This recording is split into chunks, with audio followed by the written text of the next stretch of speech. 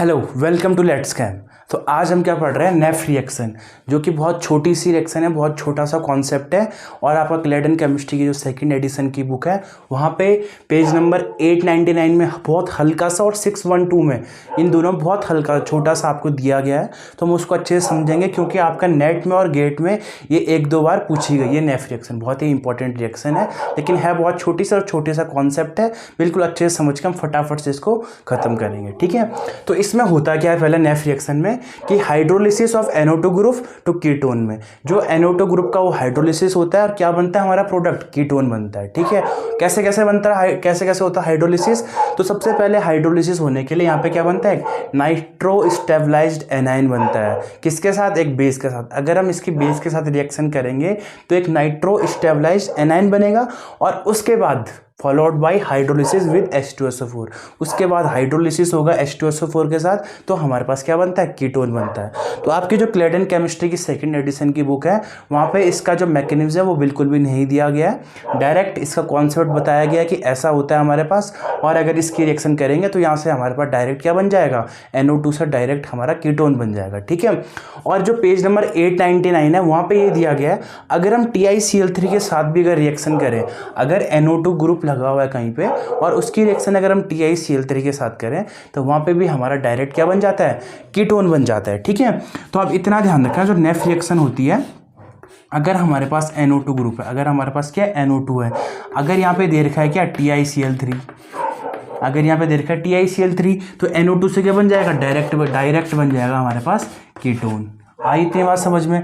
अगर हमारे पास कोई बेस दिया हुआ जैसे NaOH और उसके बाद H2SO4 की रिएक्शन करी गई है, ठीक है, तो यहाँ पे भी हमारे पास क्या बन जाएगा, डायरेक्ट ये बन जाएगा।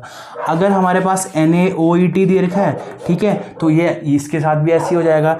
NaIO4 इसके साथ भी हमारे पास क्या बन जाएगा, ये कंपाउंड बनता है। और एक इसमें एक चीज़ और है, अगर हम इसकी ओजोनोलाइसिस रिएक्शन कराएं, अगर हम इसके क्या कराएं, ओजोनोलाइसिस रिएक्शन कराएं, O3PPS3 लिखा रहता है, ओजोनोलाइसिस रिएक्शन कराएं, तो यहाँ पे हमारे पास जो है NO2 से क्या बनता है, कीटोन बनता है डायरेक्ट, ठीक है। तो नेफ रिएक्शन में इतना आपको समझना है कि अगर हमारे पास कहीं पे भी NO2 होगा तो वहाँ पे हमारा डायरेक्ट क्या लग जाएगा, डबल बॉन्ड O लग जाएगा, और रिएजेंट आपके सामने ये होंगे। तो ये होती है हमारे पास क्या, नेफ रिएक्शन। और आपका क्लेडन केमिस्ट्री की जो बुक है उसमें आपका क्या बिल्कुल भी इसमें क्या नहीं दिया गया है, मैकेनिज्म बिल्कुल भी नहीं दी गई है, ठीक है। तो आपको एक छोटे से अगर मैं मैकेनिज्म बताने की कोशिश करूँ जो आपको क्लेडन केमिस्ट्री की बुक में हल्का सा एक साइड में दी गई है, तो अगर मैं उसको दिखाने की कोशिश करूं आपको, तो इसमें होता क्या है कि ये जैसे अगर ये जुड़ रखा है R और NO2 ऐसे जुड़ रखा है, और ये हमने कोई बेस ले लिया यहाँ पे, जैसे NaOH कोई बेस ले लिया, तो इसके बाद क्या होता है, यहाँ पे डायरेक्ट उन्होंने ये बना रखा है C double bond N single bond O negative positive और नेगेटिव।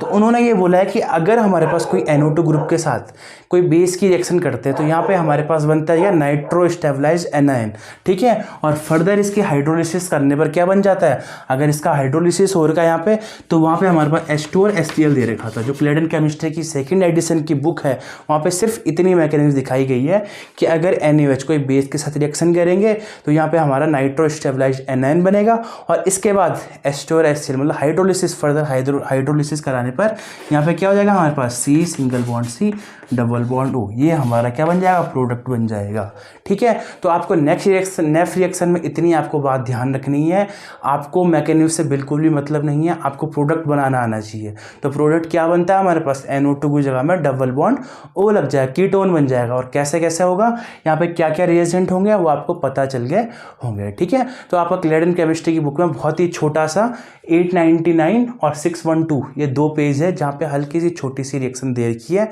तो आप अब तक ये नेफ रिएक्शन बिल्कुल अच्छे से समझ गए होंगे, ठीक है। तो अगर आपको नेफ रिएक्शन के रिगार्डिंग अगर कोई क्वेश्चन मिलते हैं तो आप कोई सा भी डाउट मुझे कमेंट बॉक्स में कमेंट करके पूछ सकते हैं। और अगर आपको ये वीडियो अच्छे लगे तो पेज को सब्सक्राइब करें, लाइक करें, शेयर करें। मिलते हैं नेक्स्ट वीडियोज़ में क्लेडन केमिस्ट्री के नए नेम रिएक्शन के साथ। तब तक के लिए धन्यवाद।